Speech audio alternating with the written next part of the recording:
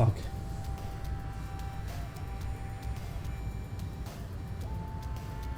Is it back up? Shit, did the internet go out?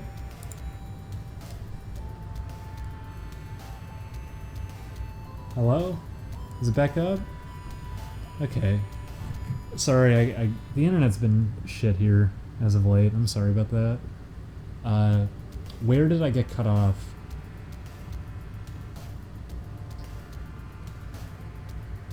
Anyways, all I was saying was I say plenty that should be like incriminating because I've realized none of this matters, and after past experiences it's better to just have it all out there.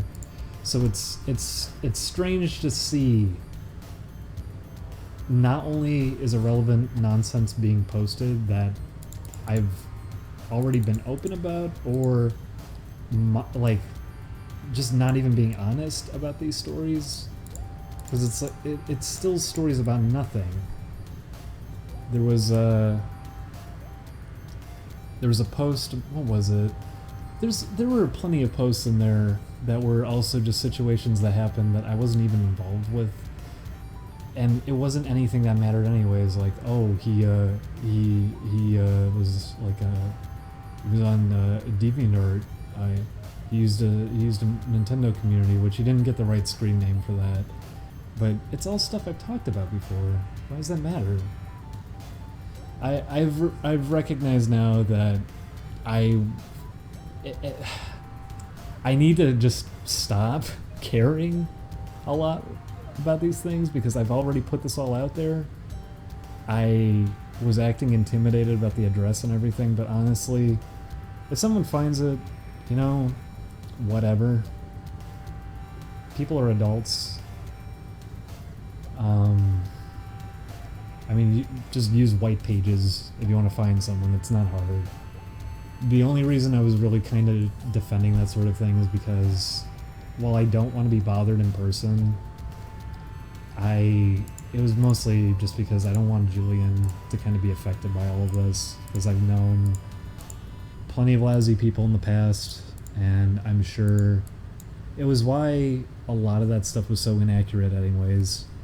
I kept a lot about myself kind of private when I was doing stuff with the Best Gamers group, and that was the reason I did, because as you can see, one of them is very unstable, and like 6 years after everything happened is still getting mad about it. Everyone else is still friends though. I still talk to Rockhawk all the time, Chrissy I talk to all the time, Carnivore I talk to here and there, since he never seems to just really be around too much.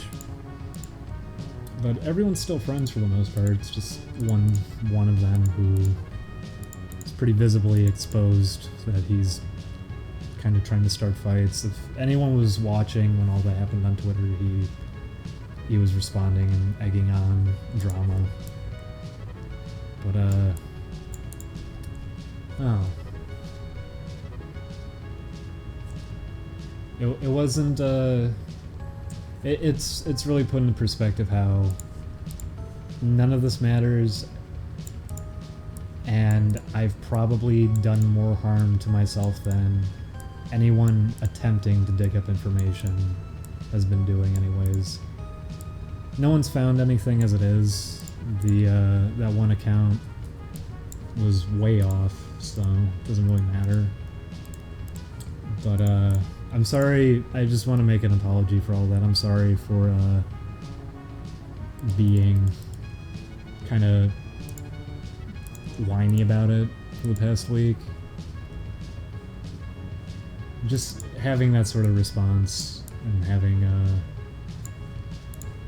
people go so nutty, on top of just a lot that's been going on, actual personal things that have been going on, it put me into a really bad spot.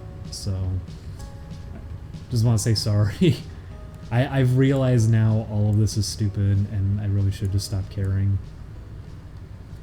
But the other thing I want to say too is I see a lot of people also just saying like, well, stop responding to people in general.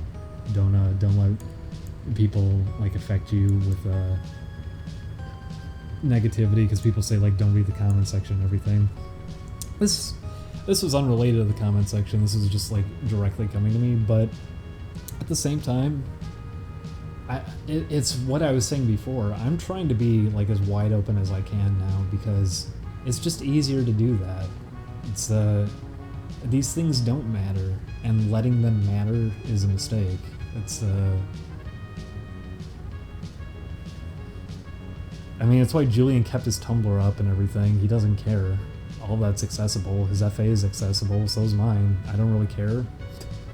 So, I mean, it is what it is, and it's why I want to respond to feedback too, because if there's things people don't enjoy about what we've been doing, if people want us to improve on certain things, or they don't like discussion points we have when we're doing recording sessions or any of that, I want to address it.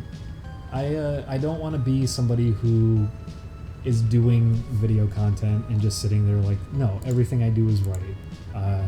Everyone's a moron, everything I do is right, and people seem to get bugged by that if we discuss anything, because I guess they get kind of a sense of that, like, oh, he's talking about his opinion on games again because he thinks he's right about everything. But I always try to say, whenever we do that now, like, this is just how I feel. If you're able to enjoy this, more power to you. It's just how I may feel about something. Or on the opposite end, I was even saying with ukulele, I'm surprised how harsh people were with a lot of aspects of it, because there weren't problems in all of those areas. So it's why I respond so much to that kind of thing. It's because I want to be someone who actually hears out that kind of stuff. I want to get feedback. I want to try to make things better.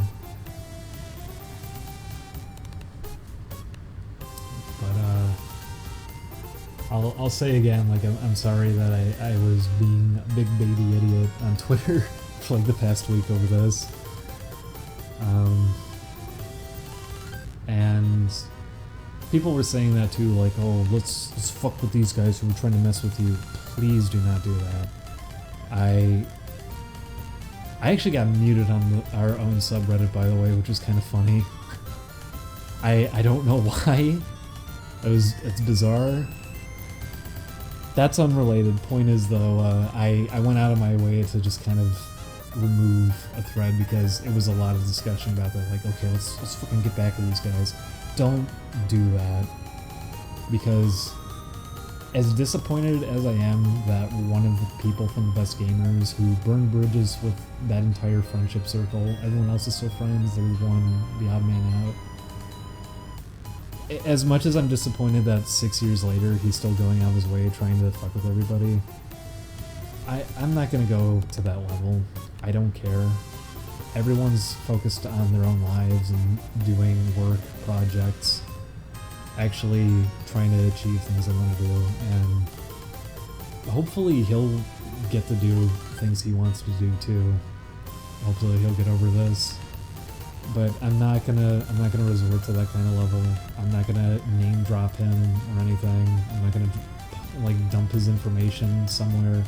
I don't care enough to. I don't think that's the right way to respond to it anyways. It's why I'm not going to encourage that sort of thing either. If people think like, oh, I should be shitty because they're being shitty. No, the lesson is, being shitty is the problem. Don't act like an asshole. Set a better example by not being a prick.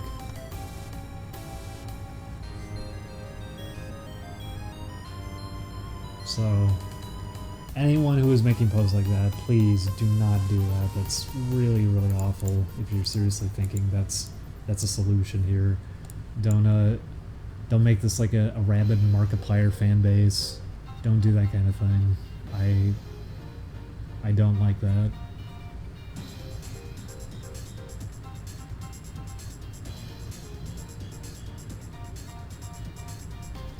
But after seeing that thread, I think it's funny, because I still don't get that. I really don't get that. Why with how minimal a lot of this stuff is anyways, like, oh, being on Second Life, oh, using this website, or anything like that, all of that doesn't matter anyways, so why also exaggerate stories about it? Or throw in things that never happened, or just not even knowing proper information anyways. There was a lot of that happening too, where things were being put from other people on others. Like, I saw a post about how, oh, Rockhuck did this when he never did that. It was just all over the place, but it was just him posting. It was only 7 unique posters in a thread of 300 posts. All of it I could tell with how it was typed and what sort of stuff, who it was. It made me feel a lot better, and it really made me recognize now, like, I just need to stop caring about that sort of thing. I still want to respond to feedback, though. If people aren't happy with how we're doing videos or whatever, I do want to improve on that. And like I said, I encourage people to tear apart our games when they come out. Please do that. I like to see what actually works for an audience and what doesn't. And if anything feels off to people, anything like that, I'd like to hear. I'm hoping for that sort of thing. I'm sure we're going to get it, especially now that it's like tied to us. Like, Trick or Treat, when that comes out, I'm sure it's going to get blasted.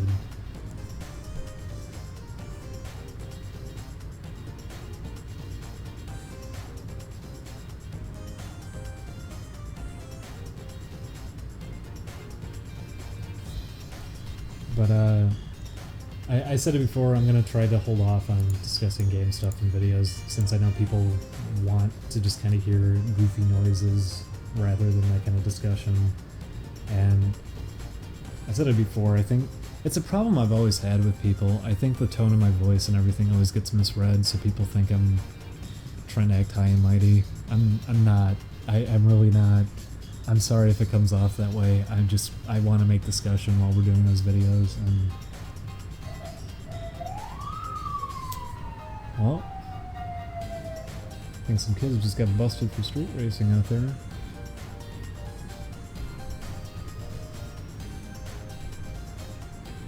But I'm gonna try to ease off on a lot of that. It's probably been annoying to hear in the videos, I'm sorry. I saw people get really, really upset by the Man in the Woods discussion. And like I said, we don't have a timer going either. We don't know how it's going to be cut, so something that seems like a short discussion ends up actually lasting a few episodes, and that's no good. I don't want that.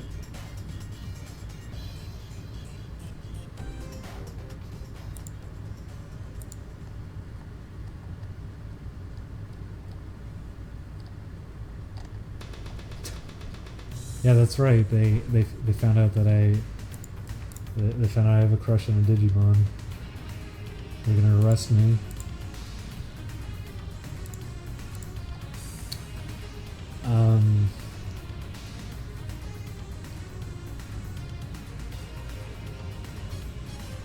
We did record on Friday. We didn't get too much recorded, but you're probably gonna see it in that one because I wasn't in the best mood. I'm very quiet in it, but it was also because it's like I was trying to hold off on really saying anything either. I've just been hearing that a lot too, that people just kind of don't like my presence in videos at this point. So I tried to limit what I said pretty heavily. I still feel stupid. I forgot where a honeycomb in Banjo-Kazooie was, so we spent probably an episode looking for it. It was underwater. I just didn't remember where it was underwater. So, apologies in advance for that one. That's I'm sure that'll bug some people. I was bothered on my own. When I say that, by the way, when I say it'll bug some people, I'm not trying to say that condescendingly. I'm actually saying, like, I'm sorry for that one.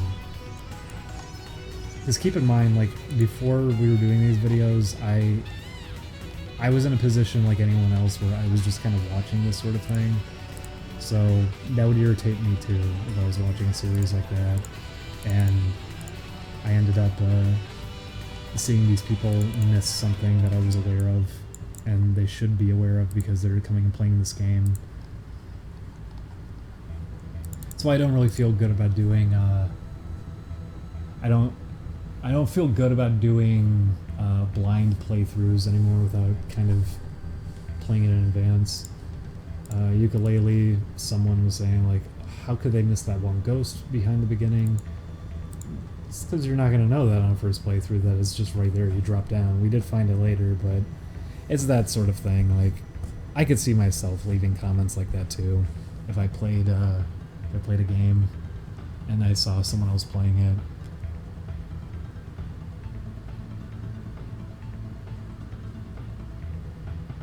Also, people in the chat who were saying like, I can't believe these people are...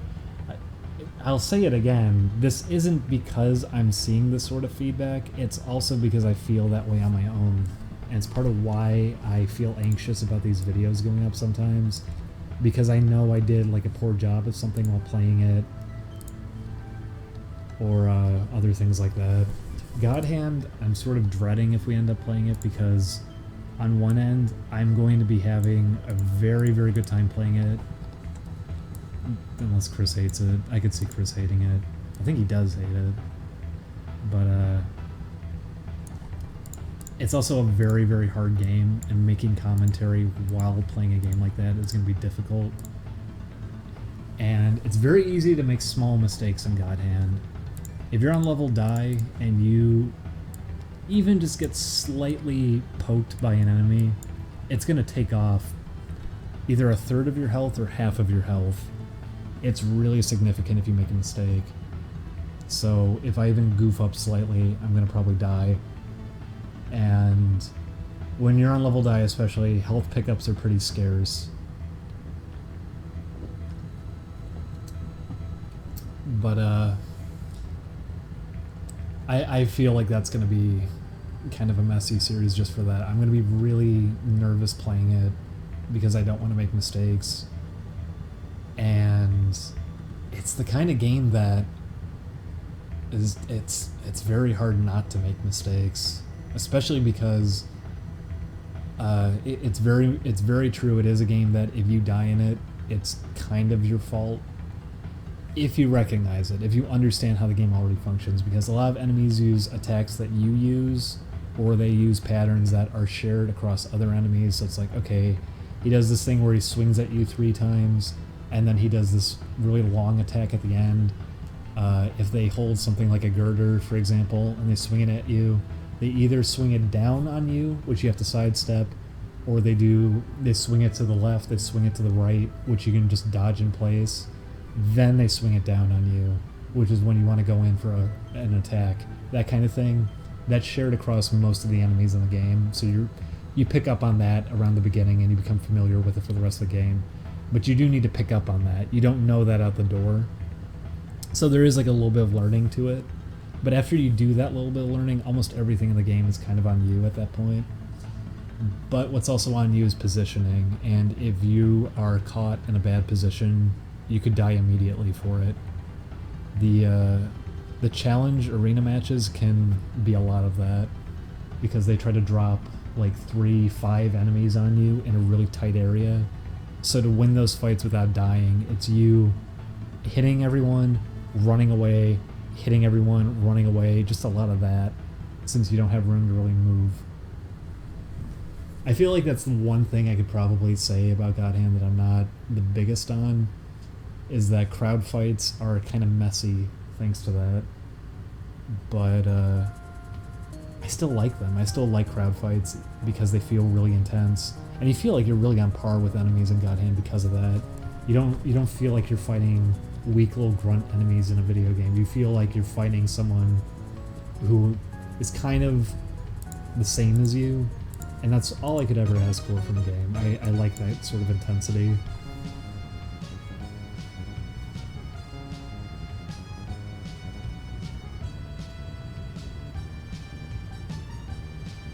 I don't think I'm gonna die in the first area of the game, I'll say that. The first area, it's very easy to space everything out and get good fights on everyone. You're not gonna... If you know how to play God Hand, you're not gonna struggle with the first area too much. Outside of maybe the demon appearance, if you're not good at fighting demons, but the... you can't hit level die right out the door. Well, you can, but the demon spawn at the beginning, it's always the ones from kind of demon, and those demons are very easy to fight. What do? They shoot the fireballs at you, which that's probably the most threatening thing they have, honestly, because they can do it at different rates. You have to sidestep them. It's not a big deal.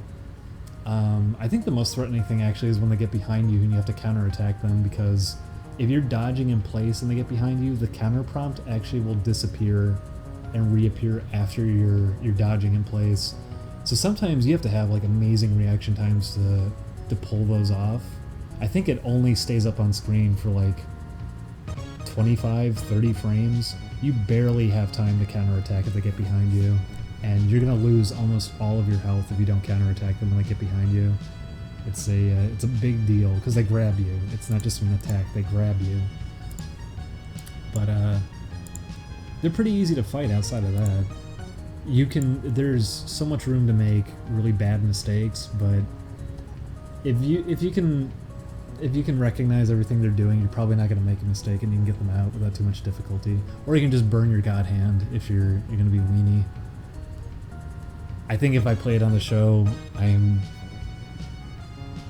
I guess after I take my first death, I'm going to probably start using the god hand. But I would like to see how far I could go without relying on it.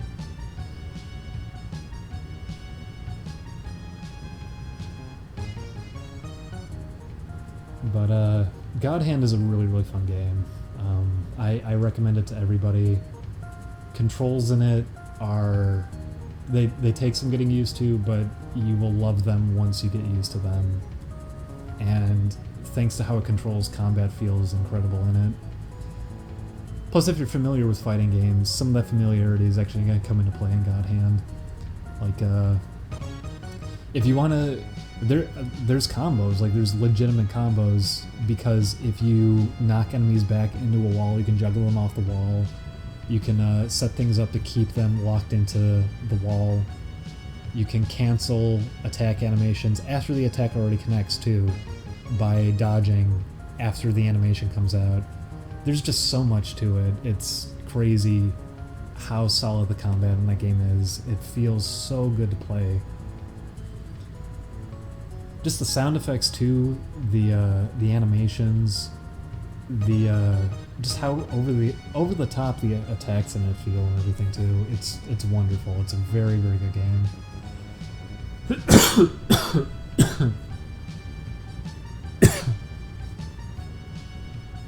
But God Hand's difficulty, I feel like it's probably going to turn a lot of people away, but for me personally, I adore it because it feels right at home with me in terms of how fast you need to be to react to a lot of things.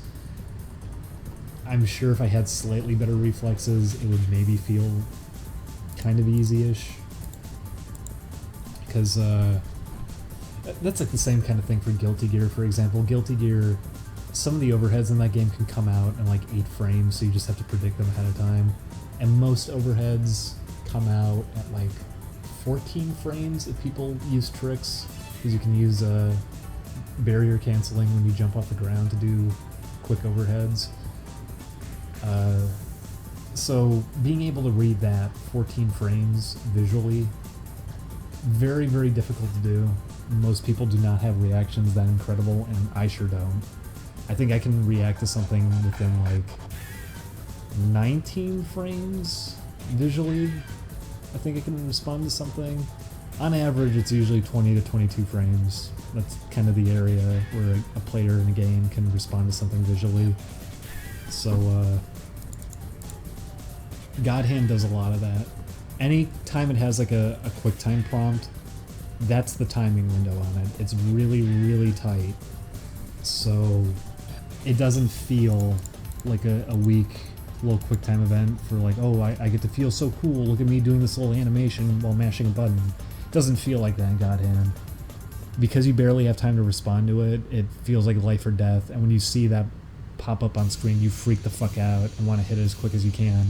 You always feel on edge in it. That's why I just really love it. Getting to feel on edge in a video game is the most wonderful thing, and if you lose that, I feel really bad for you, because I mean, I feel like I've become kind of numb to that in a lot of games. Getting that kind of thrill out of something is fantastic, and that's why I play a lot of games, just because I like that sort of thing. That's why Super Monkey Ball felt great to go back and play. The intensity of that game, oh my god, it felt so good playing that again.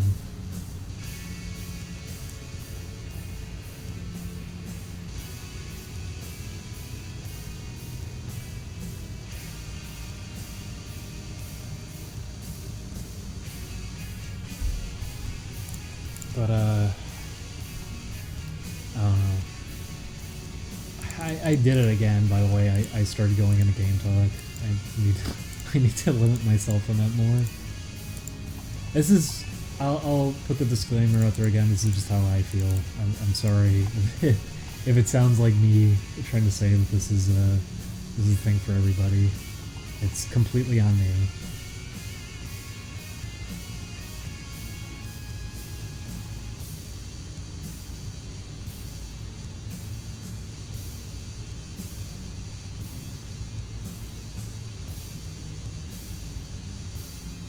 Oh, that's true. God Hand doesn't run at 60. I'm being a moron. God Hand runs at 30. I keep thinking it runs at 60 because I was playing it emulated for a while, and it ran at 60 emulated. It doesn't run at 60 on console. It runs at 30. So that's kind of a bigger deal, since visually you have less time to see something come up on screen and respond to it. I forgot about that.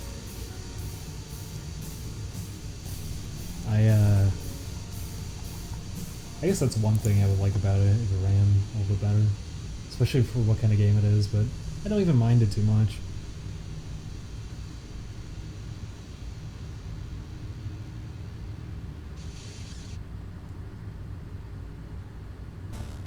It's true, Monkey Ball 2 did have a story mode. Monkey Ball 2 I wanna play. We don't actually have it at the office. I'd like to play it. I loved it. It felt like a perfect sequel. Yeah, they say E.E. Pooh, I remember.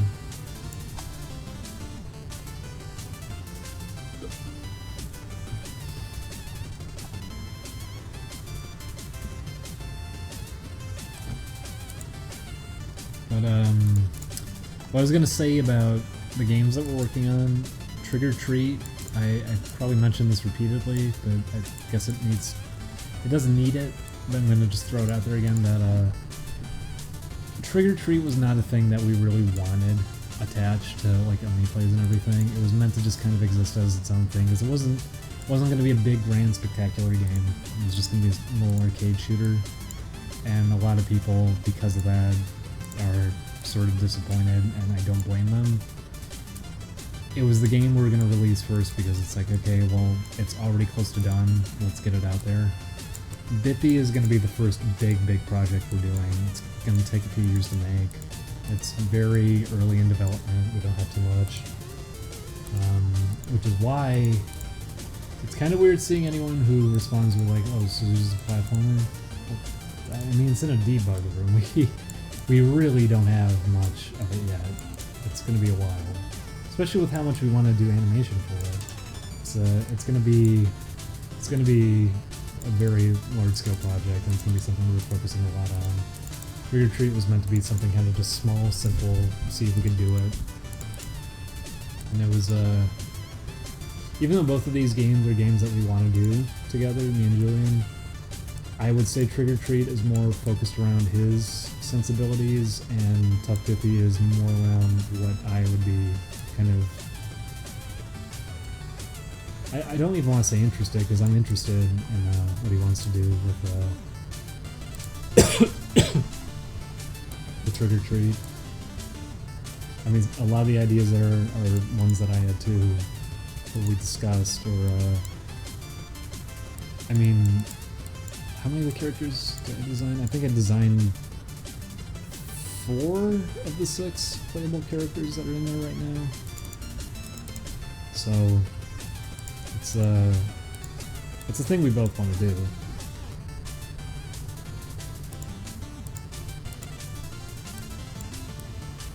And I can tell I'm very out of it tonight cleaning these. It's also very, very hot. I turned the fans off just because I don't want that getting over the microphone.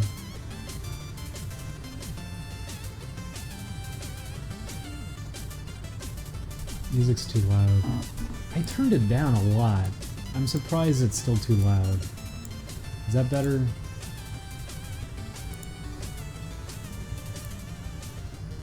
Yeah, Shovel Knight has an amazing soundtrack. Also, thank you, Isabel Melham, for $20, saying, "Keep being you." Well, thank you. Isabel Melham, you donated. You donate like every stream. You don't have to keep doing that. Oof, I coughed. Oof, I coughed again. I said before though, please don't donate. Don't donate this stream. And I'm not joking around when I say that either. I'm not trying to be like Mr. Humble to goad people into donating. I'm being dead serious. We got so many people donating last time, I feel bad about it. And if someone donates again, I feel like I'm just gonna have to, I don't know, go out of my way to just kind of put this on pause and refund it immediately.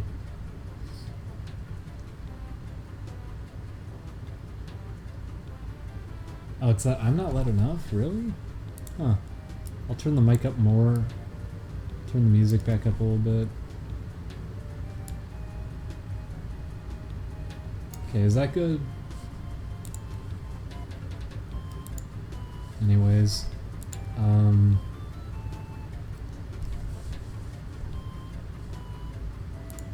on.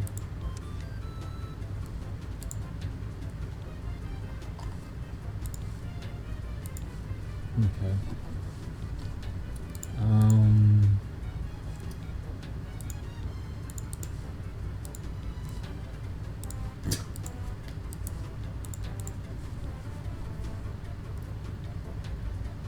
It's gonna take a lot of cleaning on this still.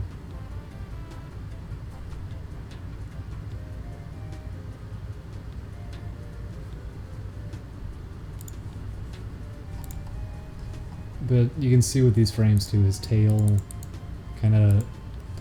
Oh, that's why this is animating wrong. Because it's been from this to this. But you can see his tail kind of sucks inward like that and puffs back out when he punches.